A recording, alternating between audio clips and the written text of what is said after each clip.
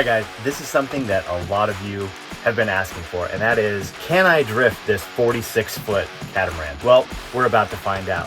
Stay tuned for some absolute ridiculousness. Let's drift this thing! Let's go! And that brings up our next driver in the championship so far, Michael Essa, 2013 champion from Los Angeles. Here he goes, Michael Essa, very aggressive flick, lots of speed by Michael Essa, big smoke line here. Essa really pouring it on as he comes down off the bank, great angle into outer zone number 2. Solid run for Michael Essa so far. Now coming out of outer zone 2, tiny flub there, trying to find the fluidity in the transition from outer zone 2 into inside clip number 2. And a big problem here for Michael Essa. He goes a little bit long, misses that inside clip. An impressive run nonetheless. All right, donuts were a success. Was it drifting? Kind of, because I did have some speed going into it. Unfortunately, I don't have an e-brake, so I had to throw one of the engines in reverse and power forward the other engine and get it to start spinning. I think it was pretty fun. We were basically turning around in a very small radius, so it was pretty tight donuts. I didn't have any cones to put out there, unfortunately, but that was pretty rad. Now it's time to head back to the dock and attempt to secure this thing to the dock lines and hope there isn't too much wind or too much current that's going to push us away or towards the dock. We'll see what it's like when we get there, but that's going to take a bit more of skill that I don't know if I have yet. So let's see what happens. Well, we made it back to the dock just in time. The clouds came in and now it's starting to rain. Obviously, we still could have docked in the rain. It would have just been a little bit more difficult. When it starts raining here, the wind tends to pick up a bit, which means that the boat is getting pushed around with the wind and sometimes the current too. Luckily, it was pretty calm when we pulled in, but that doesn't mean that it went super easily. It was still a bit of a challenge, just getting used to maneuvering a boat like this and into a tight spot, because right next to us is another boat. So not a lot of room for error, and I don't want to bump into the dock because it is concrete and there are also pylons here. So any mistake means you're going to put the side of the boat or the bow of the boat or something into the concrete, which is definitely going to do some damage. We have to have our fenders, which are like inflatable pontoon buoy things, and with a piece of wood. So those will rub against these pylons instead of the side of the boat rubbing on the pylon. So it just takes a bit of work to get all that stuff set up. We actually didn't even take those down for the couple days when we were in Scotland Bay because it's just so much work. There's just so much stuff to do, and you kind of gotta choose your battles, making the boat look really nice while you're sitting at anchor. Take the pieces of wood planks down.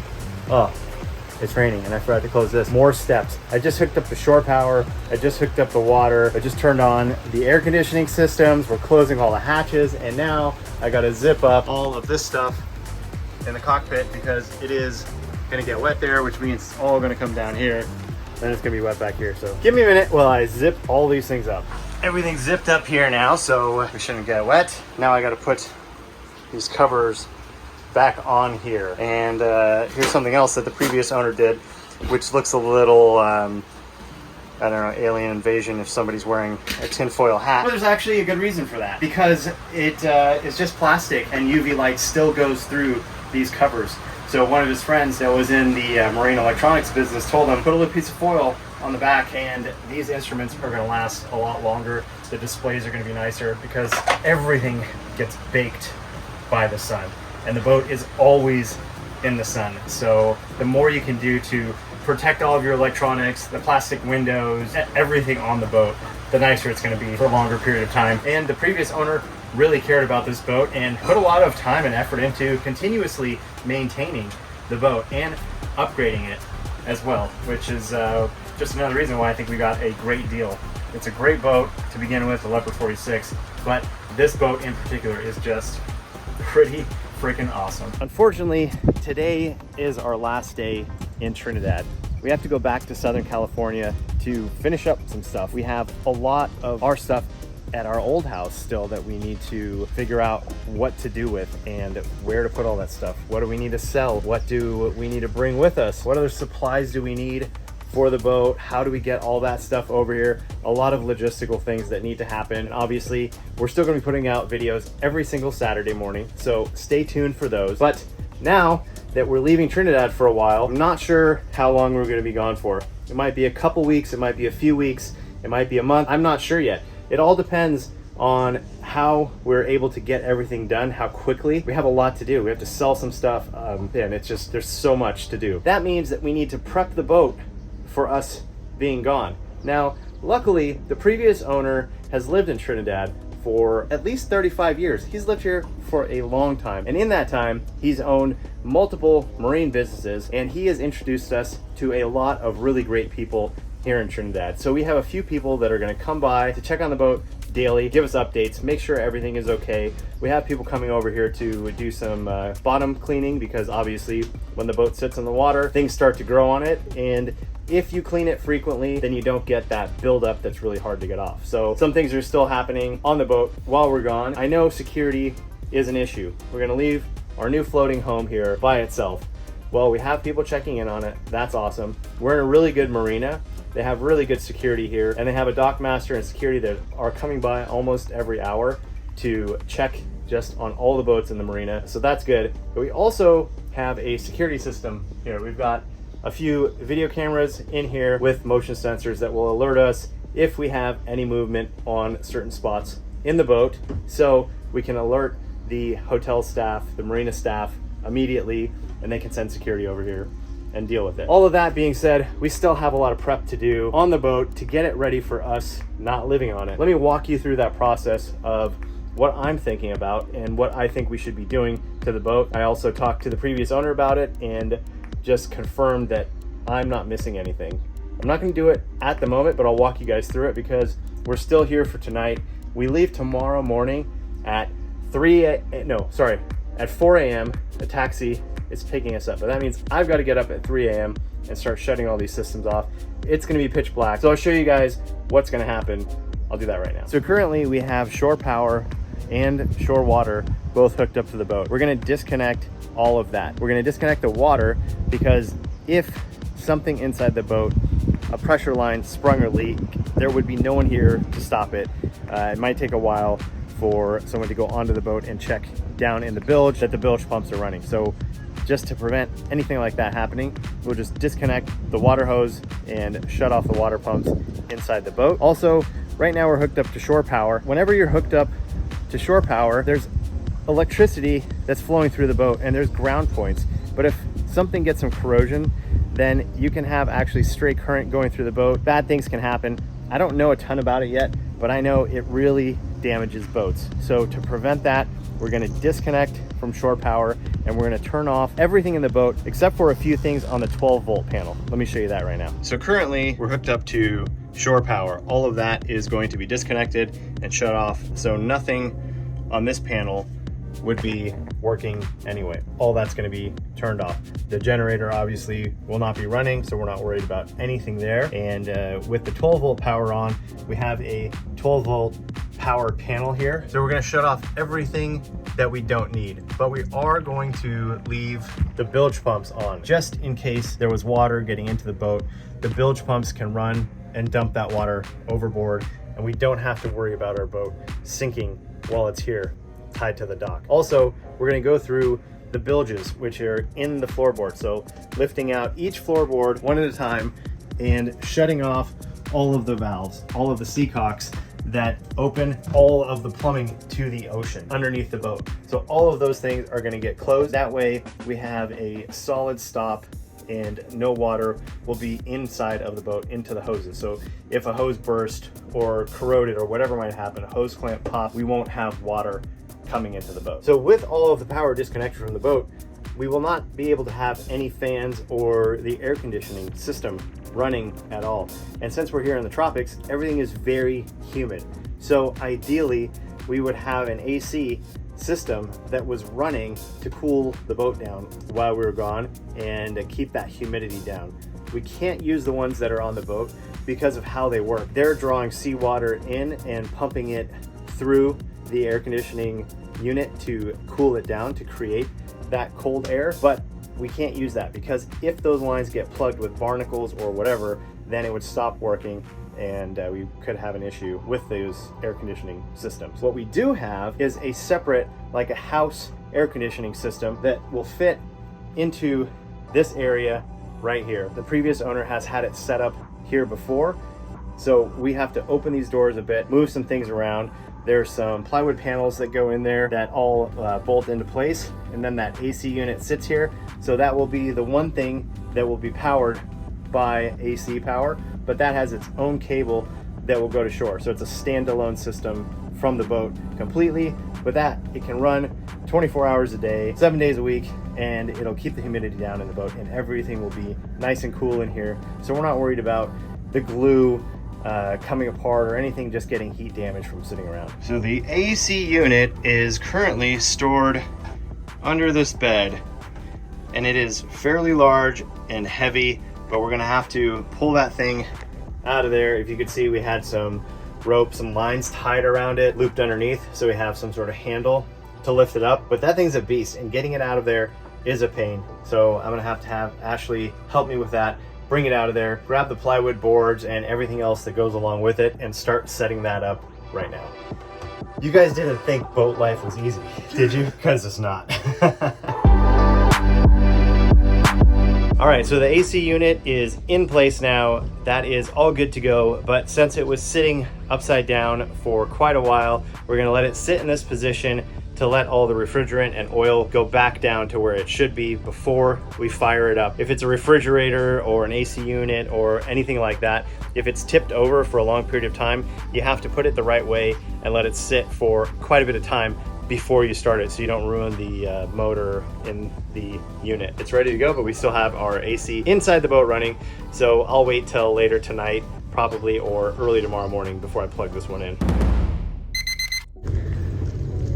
Well, it is 3:45 in the morning. Our taxi is here. I got everything turned off on the boat, I hope. All the seacocks are closed. Shore power is disconnected. Shore water is disconnected. I think we're gonna be okay.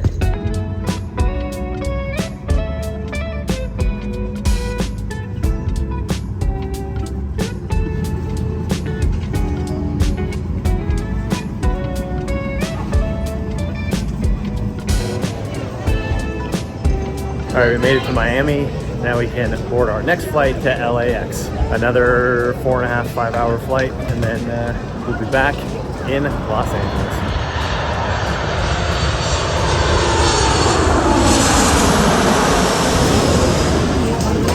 Well, we made it back to LAX. Absolutely insane here right now.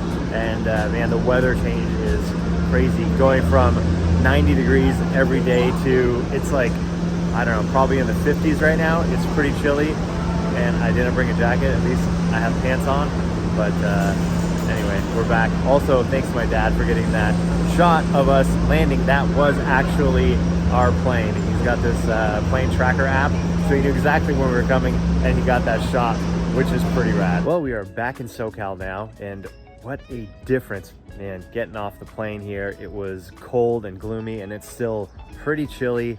Kind of gray, and it is just such a different feeling being back. It's gonna take a little while to get used to, plus a 4-hour time change. But well, we're back now, and we have a lot of stuff that we need to take care of while we're here. First thing I need to do though is go to my old boat, our old boat in the Marina del Rey, and get it ready, because we have a potential buyer, and they're going to send a surveyor down to inspect the boat, because the buyers are actually in New York, so all the way across on the other side of the country. So they're not able to fly down here and see the boat for themselves, but they're sending a surveyor to come and do a full report on the boat. So I'm going to head over there. I'm going to clean the boat up, and when I'm there, I want to give you guys a little tour of our old boat, because you guys have a better understanding of where we started sailing and the size of our boat and how big of a step up our new boat is. All right, guys, welcome to Marina del Rey in Southern California. We are currently at the boat launch ramp, and I've been coming here for about 30 years now, a long time. So this place has a lot of memories for me. I remember coming here when I was in junior high school with my best friend and his dad, who had a trimaran, and we would go out for day sails or go to Catalina for the weekend. Lots of good memories. We also bought our own trimaran about 9 years ago, maybe a little longer, maybe almost 10 years ago. So Aria was 2 years old then, and we would go out with Aria on our 24-foot trimaran and go out for day sails and go to Catalina, just have like a ton of fun. Then when Rio was born in December of 2019, I started looking for a bigger boat. So we ended up finding a 31-foot trimaran, and that was in mid of 2020. So it was like COVID time, and everything was kind of shut down. So I actually found a boat in Mendocino, California. So drove all the way up there. It was like a 10-hour drive to get there, bought the boat on site. Like it was immaculate. That's the boat that we have right now, 31-foot trimaran. So we're gonna go over there and show you guys the boat and get it ready, because there is a surveyor coming to see the boat tomorrow. And if everything goes smooth, he's gonna report back to the potential new owners of that boat. Somebody wants to buy it, which is awesome for us because we do not need 2 boats. We can't afford to have 2 boats. So hopefully everything goes smooth, but I just wanted to show you guys the boat launch ramp area over here that just has so many memories for me. It's pretty chilly here today. It's kind of gloomy, but it's still cool to be out here. It's always nice to be by the water. But anyway, let's go head over to our boat and let me give you guys a quick tour.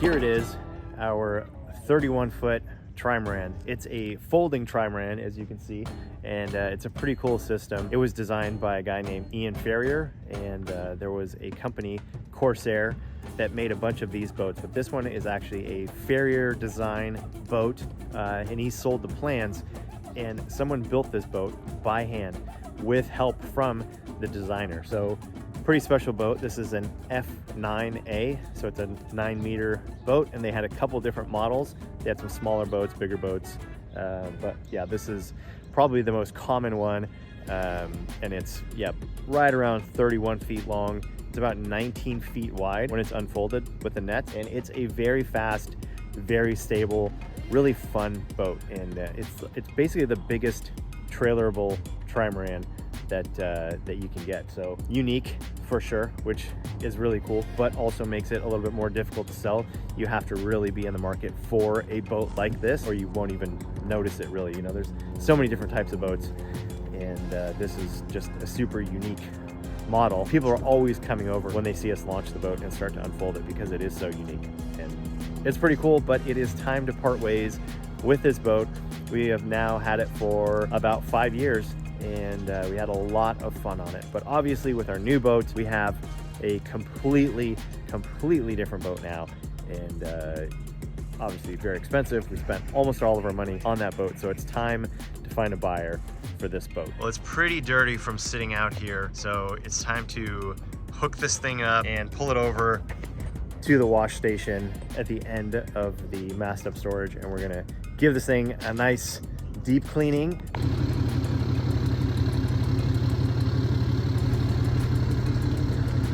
Yep, it is disgustingly filthy. Time for a bath. Well, now it's looking way better. Let me go inside and give you guys a little tour. All right, well, we are currently inside of our old trimaran, and as you can see, well, there's not a whole lot of space. For a boat that's this size, it is laid out pretty well. Everything that is in here is in a very specific position, so it all works together. We have the battery monitor just like on our other boat, and a 12-volt DC control panel, shelves, a sink, a little tiny stove, more shelves, and then up front we have the four-peak berth. It got a little wet here when we were washing the boat. The hatch was not all the way locked down. And then a portable toilet down there, a little port hatch with a fan coming back out. Over here we've got some more shelves, and this area where Aria is currently hanging out is where I would sleep sometimes. With Ashley, Aria, and Rio, and myself all trying to fit on this boat, there just isn't much space, which is, well, that's why we upgraded. But for a couple people, and even for 4 of us for a couple nights in Catalina, it was definitely livable, and we had a lot of fun there. A lot of fun sailing this boat. It is, like I said, it's very quick, it's very responsive. It has a tiller, so it's got basically a bar coming off of the rudder instead of a steering wheel. and I'll show you that when I step onto the back of the boat. But looking at the other side over here, we have the 120 volt panel when you're hooked up to shore power, and some more 12 volt switches over here. This is the refrigerator control switch. We have a VHF radio and the refrigerator down here. Not very big, but you know, boat camping, so you can keep some stuff cool in there. And then underneath the stairs here, well, first we've got the sink, and we have a switching valve, so it can either go overboard right out the side there, or it can go down into here. And the previous owner set up these like dish, or not dish, but laundry detergent buckets here. So it comes out of this hose and goes into the bucket, so you can catch your dishwashing liquid. So if you're in the marina, obviously you don't want to be dumping a bunch of soap and stuff into the water, food, all that. So then you can dump it when you get back to shore, or when you're out 3 miles out at sea, you can dump that kind of stuff. We have that, and then we have the electrical panel in here, which is got this like plexiglass shield over it and like a splash guard, so it doesn't get wet. We've got the solar charge controllers over there, fuses, all that good stuff, and some lithium ion batteries, 140 amp hours in there. This is the shore power. And then looking there is the aft berth, the aft bed. Once again, not very big, but livable. And no, you don't have to crawl through this little space. You go into the cockpit here, and you can get in and out from right here. So yes, it's small, but Ashley and I would sleep there with Rio in between us when Rio was little, when she was like 1 year old. When we got the boat, 3 of us would sleep down there, and it was not comfortable. So that's why I moved into my new bunk over there on that shelf, so that Ashley could have enough space with Rio down here. And Aria got the front, the forepeak berth all to herself, and she loved it. Had a lot of fun up there. So this is the cockpit area. Not huge, but 4 of us would be up here while we were sailing. Back of the boat here, there's the tiller connected to the rudder. The rudder is in what they call a cassette, so the rudder can move up and down. You just position it how deep you want it to go. And we've got our brand new Suzuki 20 horsepower outboard on there. So up here is the bow of the boat, and when these amas, which are the 2 basically pontoons, are opened, it's very wide, and there are nets that go across here, and that makes for the perfect spot to view some dolphins, which we have seen many times on this boat heading out here next to Palos Verdes. Especially, there is a spot where it rounds a corner, kind of heads towards the Long Beach, and over there's always, almost always at least, a lot of dolphins, which we've had some pretty cool encounters with. Here's some footage of that from not too long ago, actually, the last time we went to Catalina, which was just a few months ago.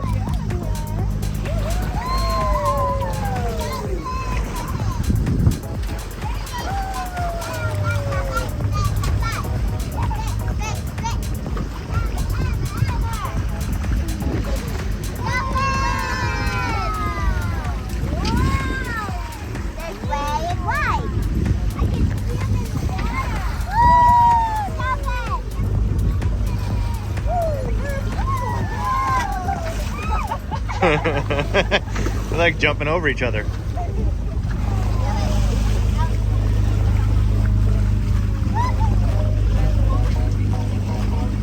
All right, well, that was enough of this tour and memories on this boat. Now it's time to go put this thing back in its spot, and then I got to come back out here tomorrow to meet the surveyor so he can check the boat out, and hopefully he will pass it. It won't have any issues, which, like I said, I don't think it does. I think it's in great shape, and if that happens, then possibly this boat will be sold, which will be a very good thing for us, because the best days are the day you buy the boat and the day you sell the boat, and we just bought a boat. If we could sell the boat too, it's going to be a really, really good month.